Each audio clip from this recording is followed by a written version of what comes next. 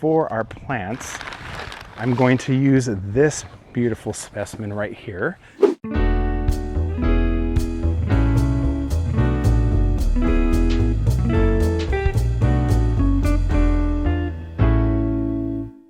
It's that time of year again when it's summer and everything that we have in our garden is really growing to its fullest potential, like this area of our yard. But also this time of year, some things can kind of fizzle out depending on how they deal with the heat, or if they just end up getting some kind of disease, or some things just flat out die in our garden. So today what we're gonna do is we're gonna use what I have here in our yard, and I'm going to repot one of my hanging baskets because one of the plants that is in there really fizzled out and died, and it really does look kind of sad. So I need to get that changed out so I can add some new life in that corner of our yard, and we're going to do that in just a second. But what I'm going to use is one of these containers that I have down here that I purchased from Lowe's a couple of months ago on clearance, 75% off, and I'm going to repurpose them. I have two of them down here. I don't necessarily need two of those same pots. I can easily have one down here in between these two giant containers, but I'm going to repurpose one of them, take out the plants that are currently in the hanging basket. This will be nice for two reasons. One, I won't have to go purchase something new. I already have it, so it's going to save me money in the long run. And number two is once I pop this in the hanging basket, then it'll be like immediate color. I won't have to wait for anything to grow in or take off. And especially at this point in the season, although we do still have a lot of growing time left in our season, it'll be nice to have something just immediately beautiful right from the start. So we're going to do that. So I'm going to go take you over there and show you the plant that I'm talking about that is definitely fizzled out. So let's take a look. So right here we have that Super Bells that I was talking about, that pink lemonade magic, and this side you can see through here that a lot of it has died back, but this is not the side that's the main issue. If you're on this side, you can tell that most of the plant has in fact died. I've had a couple different issues this year with thrips, and I noticed also on this plant, believe it or not, I had slugs in here. Now I don't know if the slugs climbed up the drip irrigation system and made their way down into the middle, but I have a feeling it's from this ficus tree, them climbing up onto the branches and coming over to this side, because how in the world would they be able to get in here other than finding a pathway somehow? So I've seen this many times in my garden. If I have an infestation of anything, a lot of the times some of the things that I've struggled with after that infestation will either get disease or it'll just die out completely. And clearly this plant has had both of those things happen because they've died out, and I can tell there's also a little bit of powdery mildew and some white spot in there. And so I'm just going to go ahead and take these out and give this whole hanging basket a new sense of life. I've had 2 full seasons with these beautiful plants in here, but you know, sometimes it just happens, and it's just a new opportunity to plant something new in the garden. So I'm going to pop this out and I'm going to show you the process, and it's going to be really easy, and I'm excited to share with you how it looks after I get it all planted up. So let's get it out. Here we go.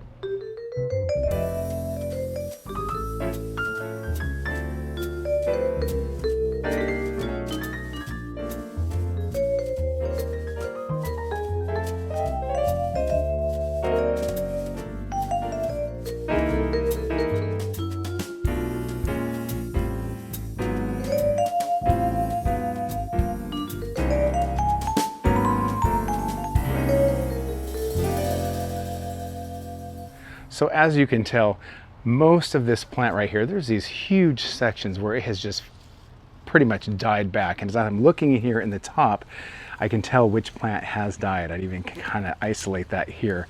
And I was thinking that it was one of the plants for sure that had died. And if I just take this one out, you'll be able to see that this plant, in fact, right here, once I separate it, is pretty much, this is the other plant right here.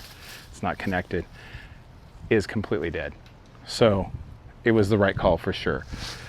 So that is that. Now, rather than having a gaping hole right here in the front, and you know, I have some areas where it's just, you know, it's seen its day, and it's, rather than allow it to, you know, fully come back and taking time to baby this along, I think replacing it really is the best option. So I'm going to pop this other one out like this, just by simply pulling it out of its spot here. And I can tell that there are, in fact, still some slugs in here on the bottom, which is so interesting to me, even though I put slug bait down in here, which I think that might actually be the culprit to having all these issues, those slugs and some of the disease that they brought to this container. So getting it changed out, I think, really is the best option in this case. All right, so as you can see, that came out really easy. And if we look really close, none of those roots had really taken hold inside that cocoa liner there, which is nice because it came out very easy because of that.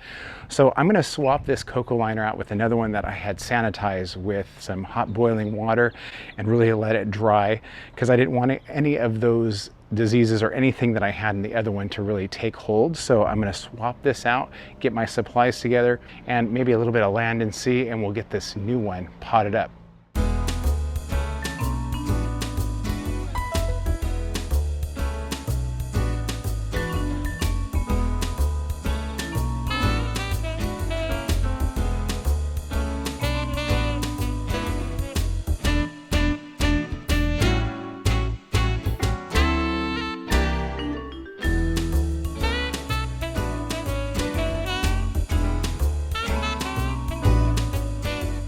All right, so I have the other cocoa liner inserted, and as I'm looking at this, it is perfectly fine, and I think it'll be just fine if I plant it as is.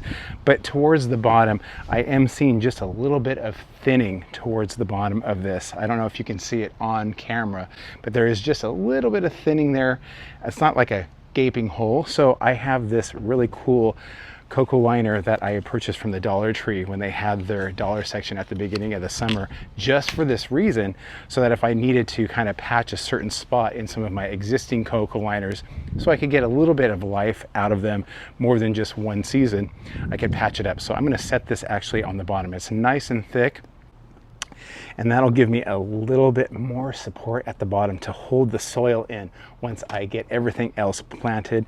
And again, it will allow all of that water just to kind of come out, all the excessive water, and it'll keep it nice and aerated, which is great because those roots really do benefit from having the oxygen come to the roots. And I've seen huge success with these liners, and it works pretty well every time. All right, and like I always say, I don't line them with any plastic because they do water every day. They're on drip, and the plants that I'm planting in my hanging baskets in the back really do like to dry out. They don't like to sit in water, and they are, you know, just fine to have their drink in the morning when the drip irrigation system is running for about 10 minutes, and then throughout the day they're just fine. So if it ever gets too hot, I can always run them one more time if needed. All right, so now that I have it all nice and reinforced, I'm gonna add a little bit of this moisture control soil here to kind of coat the bottom. There we go. Put my gloves on. I got a little ahead of myself there. And this will be great because it will allow for that new cocoa liner there that I put in to really kind of like take its shape and really fill in. And as you can tell, you can't even tell that it's in there. It's gonna be great. All right, I'm also going to add a little bit of fertilizer in here, some plant tone to give it a little bit of extra nutrients to make it through the rest of our summer, in addition to some slow release proven winners. And I may have to add a little more soil depending. All right, for our plants, I'm going to use this beautiful specimen right here that has grown back beautifully since I gave it a complete cutback when I bought it on clearance at Lowe's. I mean, these things were really sickly looking, and so it was just a gamble and kind of like a fun experiment to see if I could bring them back like I did those other containers earlier this summer. And in fact they did. I gave them some fertilizer, treated them just the same, brought them back, gave them a complete shear back to the top of the container here, gave them water soluble fertilizer, a little bit of this plant tone, and some slow release, kept them watered, and this is the end result. And they're full of blooms right now, so it's going to be like instant color when I get it in here. Really excited about that. So I'm going to pop this out first so I can use the container as my mold so that I can just basically set it in there. So this is coming out beautifully. So if you look at that really nice root system right there, that's perfect. So I'm going to set this down here for the moment. And then I'm going to use this right here to create my mold. And as you can tell, mark down on clearance. This is, by the way, this is the Proven Winners Amethyst Dreams combination. And it looks like the Super Bell's Grape Punch, which is the Calvacoa. It has the Super Bell's White, which is a variety that I've never grown before. And then the beautiful Verbena Sparkling Amethyst. And so those three colors together are really, really nice. So I'm going to set this down in here, kind of push it down in, and then I'm going to fill the sides with the soil so that I can just pop in the container. So it's going to take me just a second to do that. And if some gets inside the container, then I can just reuse that somewhere else. So I'm going to fill the sides up just a little bit here with the moisture control soil. And then I'm going to utilize some of the really nutrient dense land and sea compost to really give it a nice head start to the rest of the season. Sprinkle that in. I find that a little bit of compost really does wonders in the longevity of your plants, because again, it gives it that organic matter that is so important. And you know, our containers are really more exposed in so many ways in comparison to the plants that are in the ground. So the more nutrients you can set them up with, the more your success rate will be higher. Okay, then fill in with the rest of the moisture control soil, or any kind of soil that you like to use. Now I'm really pressing down because the bottom of the pot kind of goes inward. So to make sure that that whole area doesn't have any spots that can create an air pocket, I'm really pressing this down in there to make sure that it's all taken care of. Make sure I don't waste any of that soil. Get all the soil that's on the table in here as well. And I guess I could have pulled off this tag, but it's all right. It's not going to be used anyways. Okay, so let's take this out, kind of clear our area just a little bit. All right, here we go. And I'm just going to rough up some of that bottom really quickly. Take some of that off there to kind of give myself a little bit of room, because you know this plant has been in here for a number of months. And so I'm just going to take that and rough it up just a little bit. And this way it'll set down in there really nicely too. So, all right. So I think this side right here will be perfect for you guys to see better on how easy this is going to actually be. So I'm going to set that in here. I should probably show you on camera as I do that, so that you can see how this is going to fit in here. Hopefully you can see that on camera.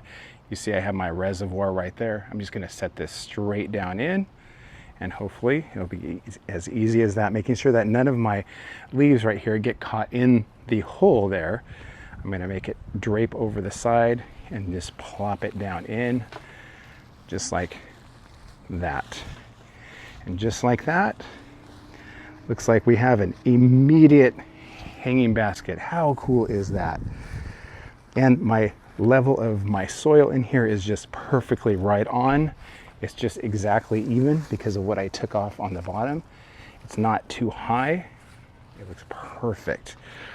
All right, now I'll show you what that looks like from the front. Okay, everybody, that's it. What a really cool transformation that was. And it was just almost instantaneous. Actually, it was instantaneous, but beautiful color. I mean, this is just gonna fill out and look beautiful for the rest of the season. And I cannot wait to see how it does in that part of the yard.